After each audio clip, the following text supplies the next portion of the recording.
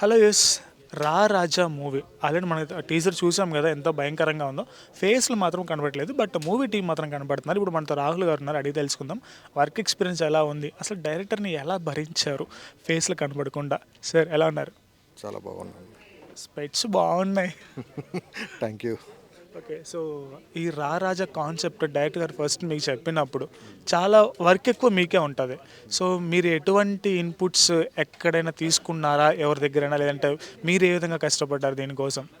Actually director గారు నాకు వచ్చి ఒక లైన్ చెప్పాడు. అన్న ఇలా అనుకుంటున్నాను, ఏంటి ఎలా ఉంది అంటే చాలా బాగుంది అన్నాడు. చాలా బాగుందని చెప్పాను. చెప్పిన తర్వాత అలా దీంట్లో ఒక చిన్న ఇంకొక ఐడియా వచ్చింది. అంటే ఏంటి అంటే దీంట్లో ఎవరి ఫేస్ కనిపించకుండా తీయాలి అన్నాడు.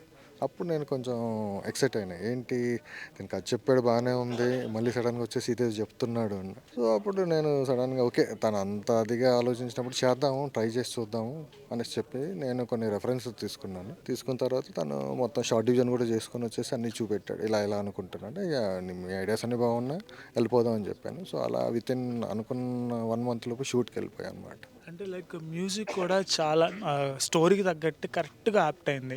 ఆ మ్యూజిక్కి అలాగే సీన్స్ చేసినప్పటికీ ఎటువంటి మిస్టేక్స్ రాకుండా తీసుకోవాలి సీన్స్. అలాంటప్పుడు మీకేమైనా అనిపించిందా కొంచెం కష్టంగా ఉంటుందని, కానీ లేదంటే మనం ఫెయిల్ అవుతామేమో అట్లా అని? బేసిక్ ఏంటంటే ఇది daily practice, daily almost like working from long time ఇక్కడే. సో కష్టమేం లేదు, బట్ ఏంటంటే ప్రతి డే ఛాలెంజింగ్గానే ఉంటుంది. మనం ఏ ప్రాజెక్ట్ చేసినా కూడా మనం రోజు కొత్తగా ఆలోచించాలి, డైలీ ఫ్రెష్గా రావాలి, కొత్తగా ఆలోచించాలి, చేయాలి. సో ఇది ఇంకా కొత్తగా అనిపించింది. సో ఎందుకంటే హ్యాపీగా చేసుకుంటూ వెళ్ళిపోయాం. Plus more over director is more confident and కాన్ఫిడెంట్గా ఉన్నాడు. అన్ని పేపర్ మీద ఉన్నాయి. సో వెళ్ళిపోయి ఏది అనుకున్నామో, ఏది రాసుకున్నామో అలానే తీసాము. So it came out well finally. అంటే టెక్నికల్ టీం అన్న తర్వాత చాలా 360 degreesలో ఆలోచించాలి. సో మీరు ఎక్కువ ఏ సీన్స్ మీద ఎక్కువ కాన్సన్ట్రేషన్ చేసి కష్టపడాల్సి వచ్చింది ఈ మూవీలో? యాక్చువల్గా కొన్ని సీన్స్ అని పర్టికులర్గా ఏం చెప్పడానికి లేదు. సో మ్యాక్సిమం అన్ని సీన్స్ అలానే ఉంటాయి, ఎందుకంటే అన్ని సీన్లలో భయపెట్టియాలి. సో మ్యాక్సిమం అన్నిటికీ వర్క్ చేసాం, బట్ ఏ దానికి కష్టపడలేదు, ఈజీగానే చేసాము. ఎందుకంటే అన్ని పేపర్ మీద ఉంది. సో ఏదైతే రాసుకున్నామో దాని ప్రకారం చేసాను అనమాట. సో కష్టం ఏం లేదు. డైరెక్టర్ గారి విజన్ నేను రీడ్ చేసినాక సో అదేంటంటే చాలా సింప్లిఫై అయిపోయింది అనమాట. సో మా ఇద్దరు కూడా పెద్ద డిస్కషన్స్ ఏం లేవు. తను ఏమనుకుంటున్నా నేను చేసుకుంటూ వెళ్ళిపోయాను కాబట్టి మా డిస్కషన్ కూడా ఏం రాలేదు, వర్క్ కూడా ఈజీ అయిపోయింది.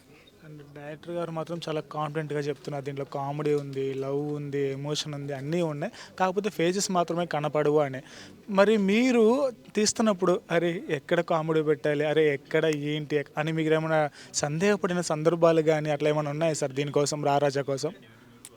సందేహం అయితే మీరన్నట్టు ఏం ఉండదు. బేసిక్గా మనం అంటే భయము, ఫన్ ఇవన్నీ చూపించాలంటే ఫేషియల్ ఎక్స్ప్రెషన్స్ కావాలి. సో ఇక్కడ ఏంటంటే ఆ చాయిస్ లేదు, ఫేస్ క్యాప్చర్ చేయడానికి లేదు. సో ఫేషియల్ ఎక్స్ప్రెషన్ లేనప్పుడు దాన్ని ఆల్టర్నేట్గా ఏం చేద్దాం అన్నప్పుడు నేను కెమెరా మూమెంట్ చేస్తాను అని చెప్పేసి, సో మేము ఆ ఫియర్ కానీ ఫన్ కానీ జనరేట్ అవ్వడానికి కెమెరా మూమెంట్తో ట్రై చేసాము.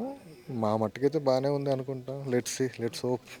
అంటే జనరల్గా ఆర్టిస్ట్కి అయితే మనం చెప్పొచ్చు, అరే కొంచెం ఫేస్ ఎక్స్ప్రెషన్స్ మార్చండి, ఇలా కాదు ఇంకోసారి ట్రై చేయండి, కట్స్ తీసుకోండి అట్లా అని. బట్ అదేం లేకుండా ఓన్లీ విత్ క్యారెక్టర్ ఫేస్ కనపడకుండా అంటే మీకు బాగా టఫ్ అయి ఉంటుంది. సో మీరు ఎక్కువ దేంట్లో టఫ్ అని ఫీల్ అయ్యారు? లవ్ చూపించడంలో, లేదంటే హర్రర్ చూపించడంలో, కామెడీ చూపించడంలో, ఈ మూడిట్లో ఏది టఫ్ అనిపించింది? సో ఆబ్వియస్లీ ఫన్నే కొంచెం టఫ్గా ఉంటాయి, ఎందుకంటే హర్రర్ అని అంటే మూమెంట్లో దొరికిపోతుంది. సో ఫన్ని ఎలా చూపెడతాము విత్ ద మూమెంట్ అనేది కొంచెం టఫ్ అయింది, but it came out well. ఇది కూడా ఎక్స్పెరిమెంటే చేసాం కదా, చూద్దాం బాగుంది అనేసి ప్రేక్షకులు కూడా అంటే ఓకే వర్కౌట్ అయింది అనుకుంటాం. లేదు అంటే విల్ ట్రై అనదర్ టైం అంతే. దానికి మార్చి 7 రాబోతున్నాయి కాబట్టి మీరు కూడా థియేటర్స్లో రారాజాని మిస్ అవ్వకుండా చూసి అసలు వాళ్ళ టెక్నికల్ వర్క్ మనకి ఎట్లా తెలుసు, ఎందుకంటే వాళ్ళు లేనిది ఒక సినిమా లేదు, ఒక కంటెంట్ లేదు, ఏం లేదు కాబట్టి.